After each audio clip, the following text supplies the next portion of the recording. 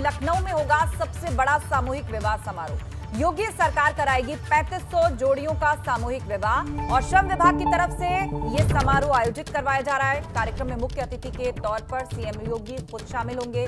आज सामूहिक विवाह कराने का एक नया रिकॉर्ड भी सरकार स्थापित करने जा रही है। कुल मिलाकर 3500 जोड़े जो कि आज विवाह बंधन में बंधेंगे। इस सामूहिक विवाह आयोजन के माध्यम से कार्यक्रम में खुद सीएम योगी आदित्यनाथ मुख्य अतिथि के तौर पर शामिल होंगे।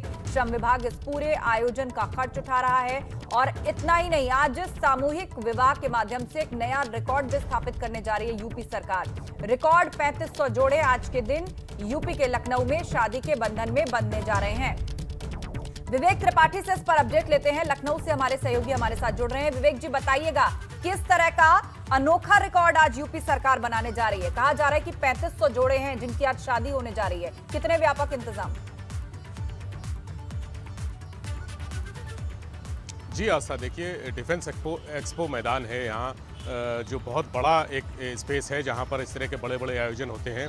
3500 जोड़ों की शादी होनी है। श्रम विभाग इसका पूरा इंतज़ाम कर रहा है। श्रम मंत्री स्वामी प्रसाद मौर्य और जो राज्य मंत्री हैं वो वहाँ पर इस समय अभी पहुँच चुके हैं। 11 बजे से ये कार्यक्रम शुरू होगा। मुख्यमंत्री 11 बजे पहुँचेंगे और 3500 जोड़े यानी 1750 लड़कियाँ और 1750 जो लड़के हैं और उनके परिवार वाले वहाँ सब इस समय इकट्ठा हो रहे हैं। धीरे धीरे सभी आयोजन, पूरा स्थल जो है वो पंडाल सजे हुए हैं वहाँ पे, और जो हवन जो कुंड है जहाँ फेरे होने हैं, जो वो चीज़ें सारी तैयार हो चुकी हैं। सुरक्षा के व्यापक इंतजाम हैं।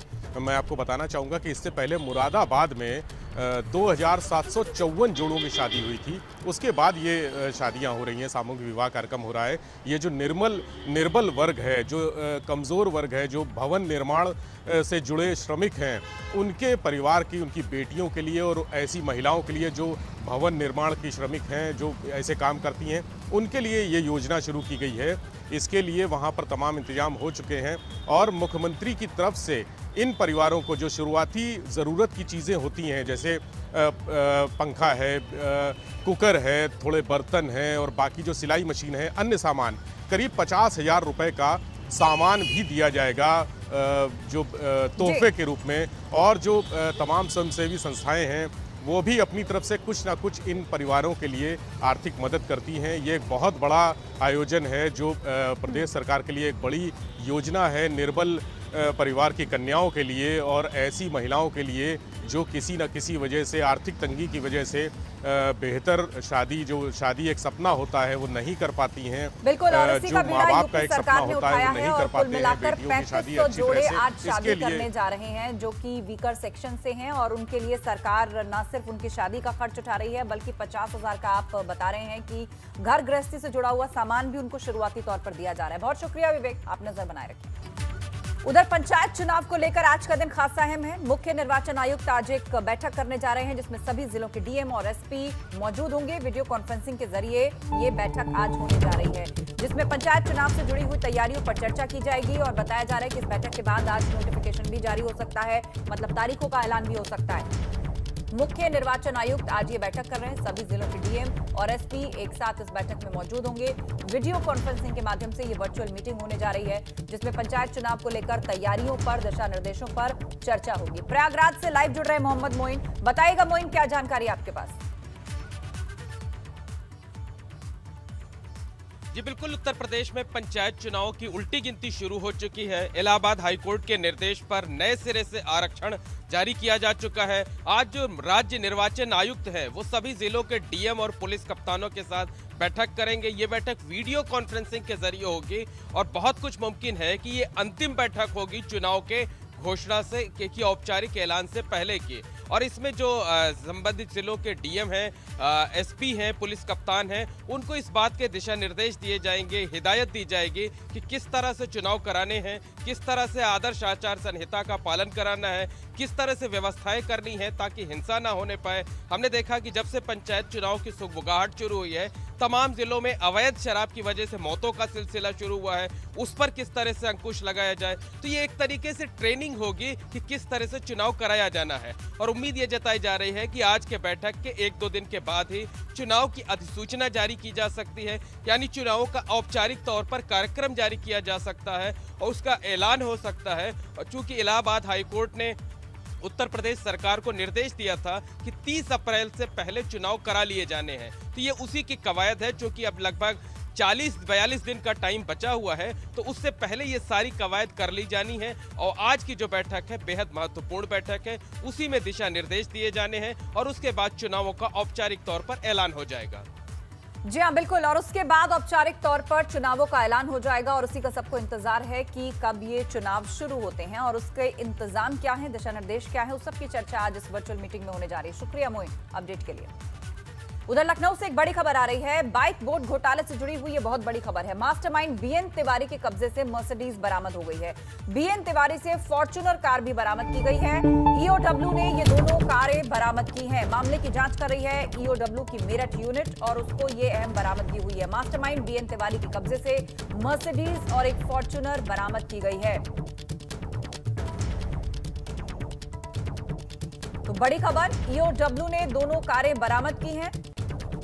बाइक बोर्ड घोटाले से जुड़ी हुई ये बड़ी खबर है, जहां पर इसके मास्टरमाइंड बीएन तिवारी के पास से 2 कारें बरामद हुई हैं। 2 लग्जरी कारें, मर्सिडीज और फॉर्च्यूनर। इस पूरे मामले की जांच ईओडब्ल्यू की मेरठ यूनिट कर रही है।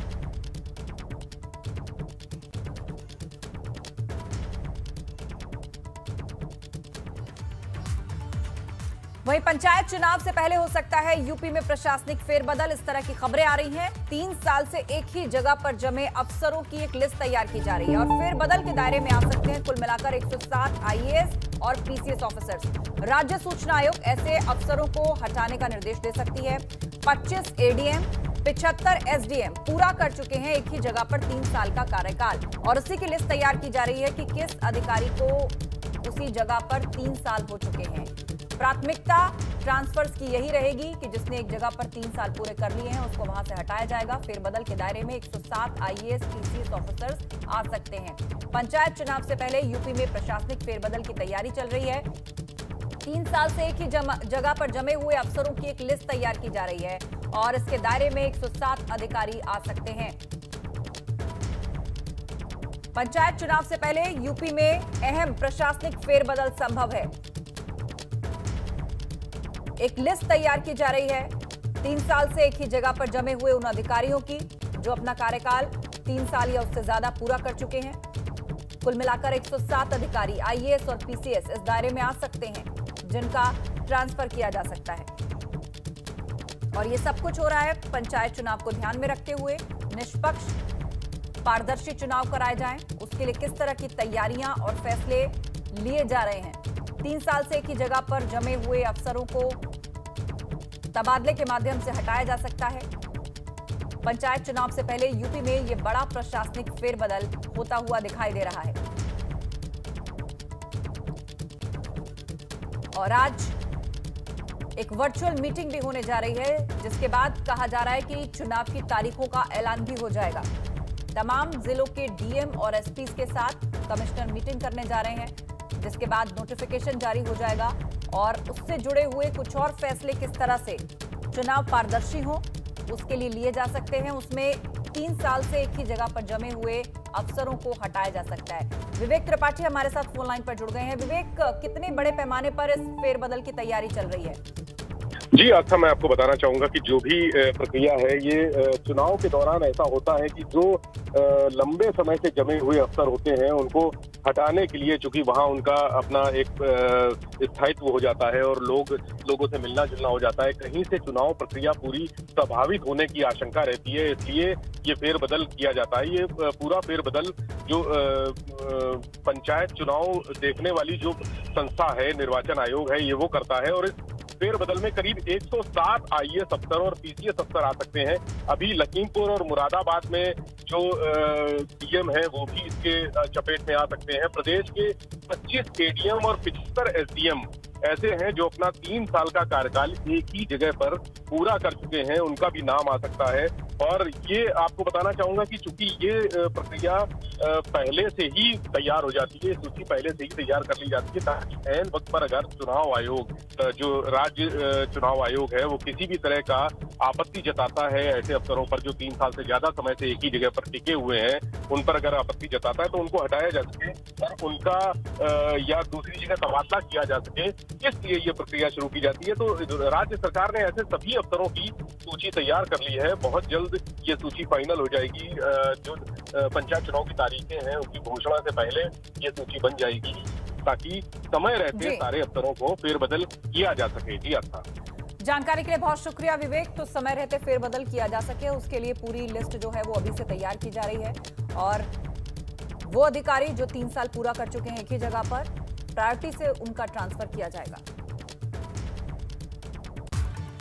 अगली खबर वाराणसी से आ रही है। यहां के रोहनिया थाने में जबरदस्त हंगामा हुआ। काशी विद्यापीठ ब्लॉक प्रमुख की गिरफ्तारी पर उनके समर्थक भड़क उठे और सपा कार्यकर्ताओं ने पूरे थाने में नारेबाजी की। पूछताछ के बाद पुलिस ने ब्लॉक प्रमुख को गिरफ्तार कर लिया। जमीन विवाद के मामले में ब्लॉक प्रमुख से पूछताछ चल रही थी। कल ही खत्म हुआ था ब्लॉक प्रमुख का कार्यकाल।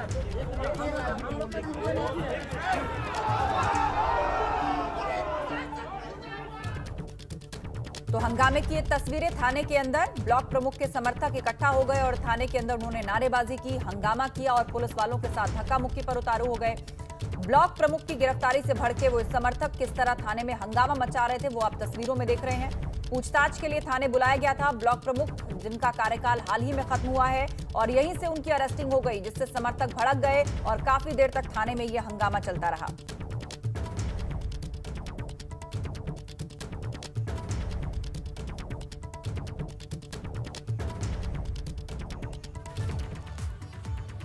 अगली खबर लखनऊ से। कम्युनिटी हेल्थ ऑफिसर के 1800 पदों पर भर्ती की खबर है। कल दोपहर 12 बजे तक आवेदन किए जा सकते हैं। न्यूनतम योग्यता बीएससी नर्सिंग और पोस्ट बेसिक नर्सिंग है। नियुक्ति के लिए लिखित परीक्षा देंगे अभ्यर्थी। सफल कैंडिडेट्स को 6 महीने की ट्रेनिंग दी जाएगी। तो एक और भर्ती का अवसर उत्तर प्रदेश के अंदर। कुल मिलाकर 1800 पोस्ट हैं जिस पर आवेदन किया जा सकता है। कम्युनिटी हेल्थ ऑफिसर की 1800 पदों पर भर्ती हो रही है। कल दोपहर 12 बजे तक ये एप्लीकेशन दिए जा सकते हैं और मिनिमम एलिजिबिलिटी बीएससी नर्सिंग और पोस्ट बेसिक नर्सिंग इसके लिए रखी गई है। रिटन एग्जाम इसके लिए होगा और जो कैंडिडेट सफल होंगे उनको 6 महीने की ट्रेनिंग दी जाएगी और फिर appointment.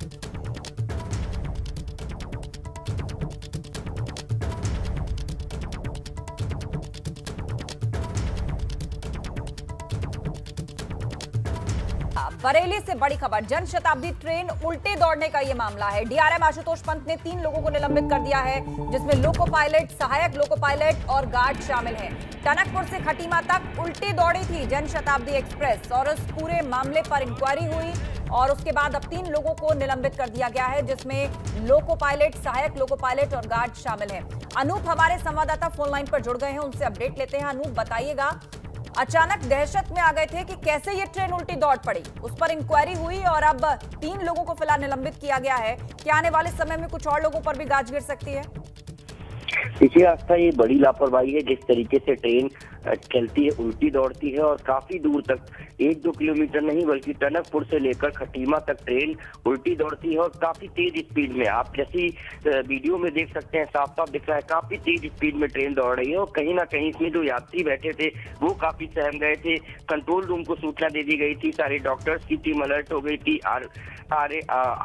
Railway police force alert हो गई थी, जीआरपी अलर्ट हो गई थी, जगह जगह पर अधिकारी तैनात हो गए थे कि किसी तरीके से ट्रेन को कैसे रोका जाए। ट्रेन पे पटरियों पर पत्थर डाले गए, मिट्टी डाली गई, जैसे तैसे करके ट्रेन को आखिरकार टनकपुर के बाद खटीमा पर उसको रोका गया। तो इस मामले में प्रथम दृष्टया जो जांच में सामने आया है कि पायलट, लोको पायलट और जो गार्ड है उनकी गलती है, तो इन तीनों को निलंबित कर दिया गया है और डीआरएम का कहना है कि अभी इसमें जांच चल रही है और जांच में जो अन्य लोग दोषी पाए जाएंगे उनके खिलाफ भी कार्रवाई की जाएगी।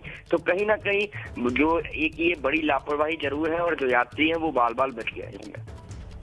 तो वाकई यात्री बाल बाल बच गए। और आप जिस तरह से बता रहे हैं कि 1-2 किलोमीटर नहीं बल्कि कई किलोमीटर तक ये ट्रेन यूं ही उल्टे दौड़ती रही और उस दौरान इसमें सफर करने वाले लोगों पर क्या बीती, वो किस कदर डर और खौफ के साए में ये सफर पूरा कर पाए। हालांकि गनीमत रही किसी को चोट नहीं आई, कोई घायल इसमें नहीं हुआ, पर 3 लोगों को इसमें निलंबित किया गया है। शुक्रिया जानकारी के लिए अनूप। और अब अगली खबर की ओर रुख करते हैं। मेरठ के फार्मास्यूटिकल कंपनी पर पंजाब एनसीबी ने मेरठ पुलिस को साथ लेकर छापे की एक बड़ी कार्रवाई की है। छापे के दौरान टीम को फैक्ट्री से भारी मात्रा में प्रतिबंधित गोलियां और इंजेक्शन मिले हैं और इस दौरान मौके से वर्क फार्मास्यूटिकल कंपनी में काम करने वाले एक अकाउंटेंट को भी हिरासत में लिया गया है। आपको बता दें कि पंजाब के लुधियाना में 2 मार्च को पूर्व पार्षद के घर से प्रतिबंधित दवाइयों की लगभग 1,30,000 गोलियां मिली थी। जांच के दौरान पता चला कि दवाइयों की एक खेप मेरठ से सप्लाई की गई थी और जिसके बाद पंजाब एनसीबी की टीम ने परतापुर इंडस्ट्रियल एरिया स्थित एक फार्मा कंपनी पर रेड करते हुए और अब मेरठ में ही अपना डेरा डाल लिया। देखिए, ये 2/3 तारीख की रात की घटना है। एक परिवार जो कि हरदोई से आया था और उनके पास 2 छोटी छोटी बच्चियां थी। एक बच्ची के साथ में किसी व्यक्ति ने जो है उसको उठा करके ले गया। रात में पुलिस ने बच्ची को बरामद किया था। उसमें जिस व्यक्ति के द्वारा ये घटना कारित करी गई है उस व्यक्ति को पुलिस ने गिरफ्तार किया है और इसमें तमाम जो धाराएं साक्ष्य के आधार पर जो बन रही हैं उन सभी के अंतर्गत जो है वैधानिक कार्रवाई की जा रही है।